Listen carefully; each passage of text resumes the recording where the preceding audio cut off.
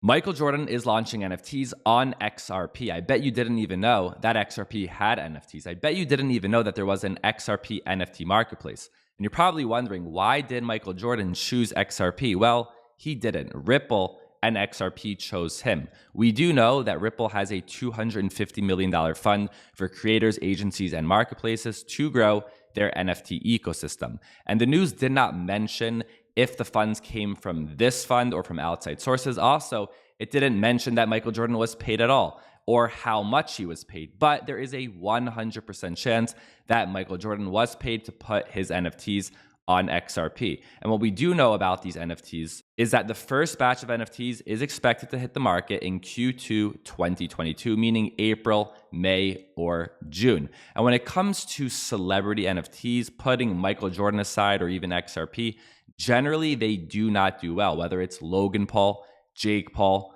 Lana Rhoades, Tekashi 69, John Wall, and the list goes on. Usually they get a lot of hype, they're famous, and then when the project launches, they sell out. And then in terms of price appreciation, they don't do very well. So celebrity NFTs generally do not do well in terms of price. However, if you're interested in that celebrity, that athlete, rapper, or singer, and you're a fan, that's a different story. But if you're looking to make a quick buck with celebrity NFTs, it is very difficult. And what makes it even more difficult is when these NFTs are not on Ethereum. Right now, Ethereum is where all the capital is. This is where there are buyers and there are sellers. There is liquidity. Outside of Ethereum, it's a lot more difficult. We are starting to see a rise in Solana, especially with Solana NFTs now on OpenSea. It may become easier. But when we're talking about these non-Ethereum or Solana NFTs, very difficult if your goal is to make money. I'm just being real with you. Whether it's Wax, Binance Smart Chain, Polygon, Tron, Tezos, Avalanche, or in this case,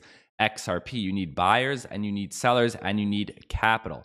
So when buying into these NFTs that are non-Ethereum NFTs, you are making a long-term bet. You are basically asking yourself, in 6 months from now, in a year from now, maybe even longer, will people be in that ecosystem? They need to have the wallets and they need to be on the marketplace. So there actually is an XRP marketplace called sologenic.org. And if you go to the website, you can connect your wallet.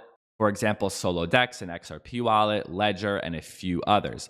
But if you look at these NFTs on this platform, or really, I'm not pointing out XRP specifically, but these non-Ethereum NFTs, there is very low volume. Even if we go to the top collections over the last 7 days, and for example, choose this NFT over here, this project only has a trading volume of $22,000. And this is one of the top projects over the last 7 days on this platform.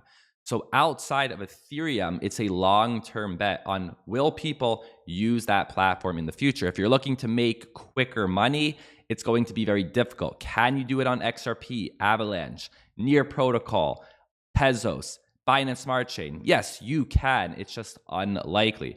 And if you want to know more about liquidity, buyers and sellers, and how to make money with NFTs, go ahead and watch this video on NFT floor prices explained. Thank you for listening, and I'll see you next time.